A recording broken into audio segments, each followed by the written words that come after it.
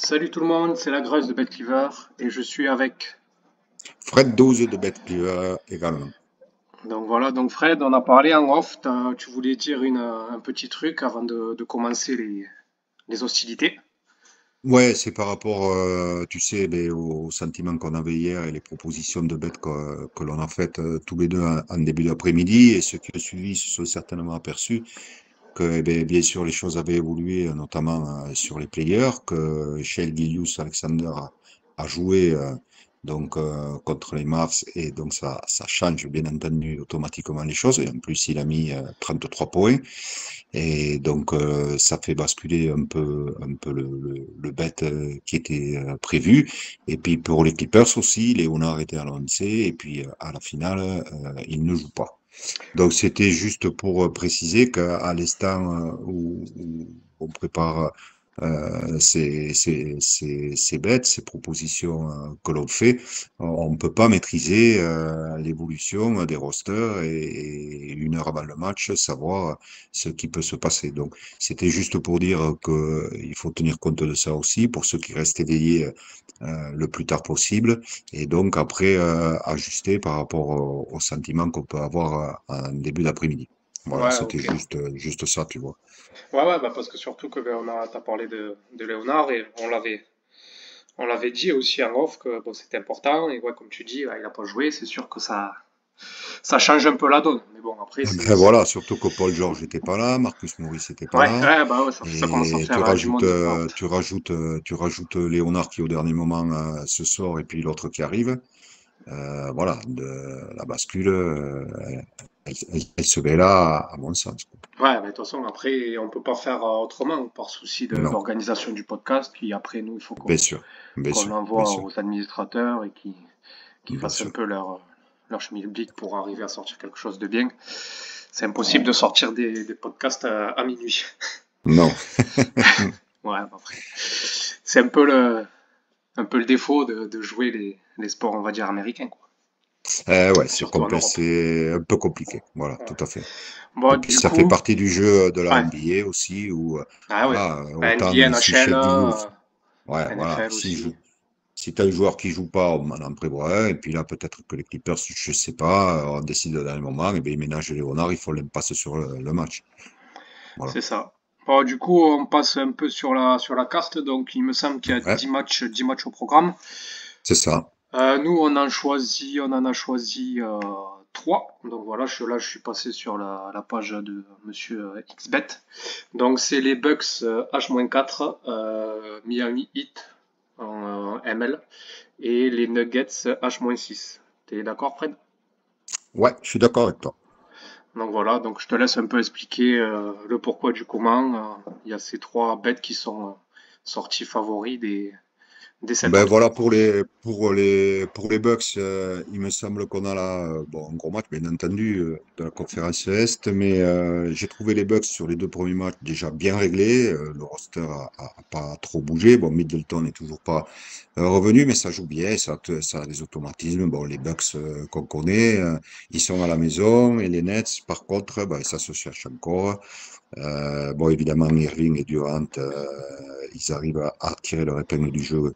Ça, il n'y a pas de souci. Il y a encore le problème, Ben Simmons ce matin, qui n'est pas un problème. C'est dans la logique. Le type, il n'a pas joué depuis Perlimpinpin, et donc il peut pas revenir à son meilleur niveau en 2 secondes. Donc voilà, Seth Curry est absent, Maurice Ouais, aussi, Warren aussi du côté des ouais, Nets.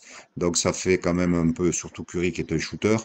Voilà, et je vois bien à la maison, là aussi c'est un gros match. Les Bucks, ils vont vouloir quand même leur faire un petit peu la chanson.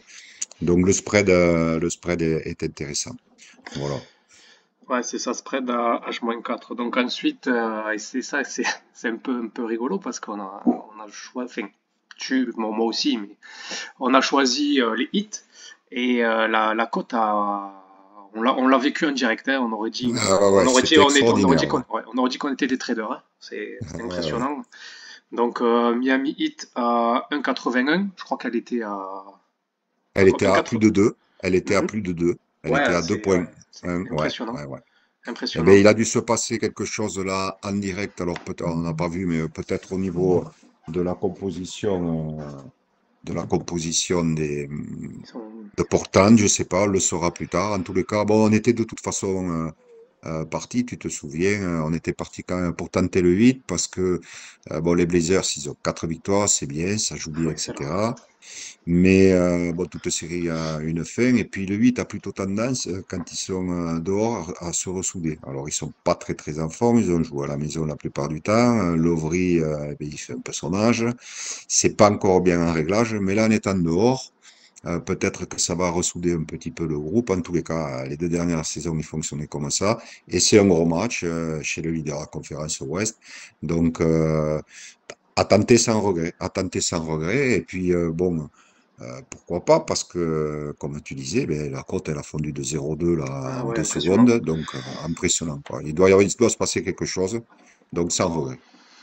Ben, peut-être, ouais, il doit se passer quelque chose. Et nous, on est là, ben, comme ça, je vais rejoindre un peu ce que tu as dit en début de podcast, c'est que là, nous, on n'est pas encore au courant. Ça sera certainement quelque chose qui va se passer, qui va sortir dans les prochaines heures, quand Mhm. le podcast sera sûrement terminé. Ouais, voilà. Donc, Et donc, à prendre la cote tout de suite, je le ouais, ferai dès qu'on aura fini, en allez. ce qui me concerne. Et du coup, Nuggets H-6, donc contre les Lakers. Ouais, voilà, parce que bon, les Nuggets, c'est en dents de scie, comme ils font un petit peu d'habitude à chaque saison. Il y a du bien, il y a du moins bien. On sent que ça tourne pas. Bon, il a fallu réintégrer quand même, comment il s'appelle, Jamal Murray et puis Michael Porter Jr. Donc, il faut retrouver des automatismes avec des gars qui n'ont pas joué une saison complète. Là, la réception des Lakers, je les vois bien un peu enfoncer le clou. Ils ont à se faire pardonner, Nuggets.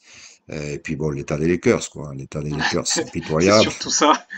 Je suis désolé, je sais que c'est ton équipe préférée, mais bon, Ouais, ouais, j'apprécie. euh, c'est pas possible, quoi. Bon, Westbrook est annoncé en GTD, mais en GTD rose, donc ça veut dire questionable et ça risque de pas jouer. J'ai vu que de toute façon, bon, ils n'ont pas pu le faire la dernière fois, mais ils comptent le faire sortir du banc uniquement.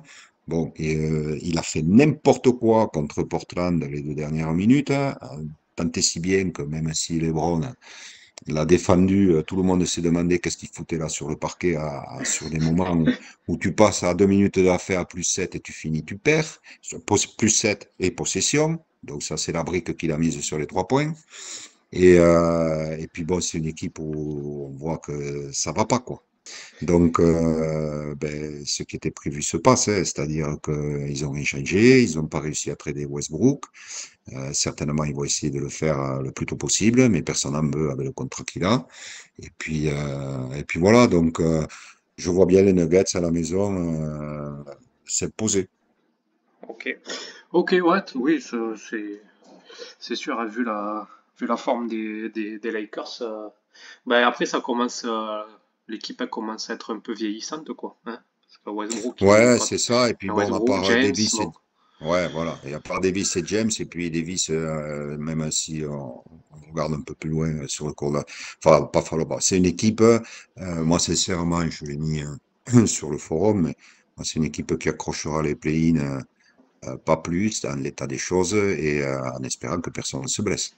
Parce que, Ouais, ça c'est sûr. Ça voilà. c'est sûr. Après, je peux me tromper, on n'a fait que 5 matchs, hein. Voilà, bon, donc du coup, on va récapituler un peu. Donc, les Bucks H-4, le hit en ML. Je sais pas s'il faut dire ML, non, c'est parce que c'est pas un sec, c'est ML qu'il Si, faut si, dire. si, tu peux dire ML parce que le Ouais, ML, c'est ça, c'est ouais. où tu perds ou tu gagnes. Oh, ouais, c'est bon, mais du coup, c'est ça. Et Nuggets H-6. Donc voilà, bon, ben, c'est la fin de ce podcast. Je te remercie, Fred, et on se dit à la prochaine. Eh bien, merci à toi, la grosse. Allez, au revoir les amis. Et à bientôt. Bonne À bête, bientôt. les copains. Salut, salut.